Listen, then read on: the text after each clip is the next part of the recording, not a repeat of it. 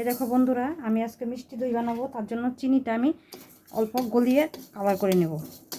জলও দিয়ে দিলাম, যতটুকু চিনি দিব তার অল্প জল দিব।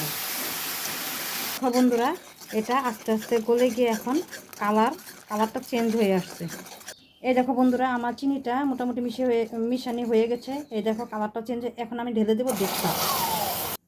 এই দেখো, এটা আমি আমি অল্প আমুল দিয়ে দেবো যাতে ঘন হয়।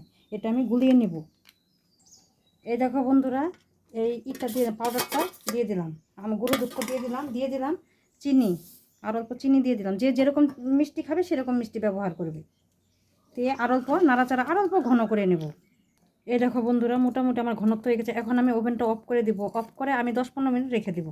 এই দেখো বন্ধুরা, আমি তোমার এই কাচের বয়মে দইটা রেখেছি, আর দেখাতে করলাম না। এই দেখো আমার দইটা খুব সুন্দরভাবে পড়ে গেছে, দেখছো?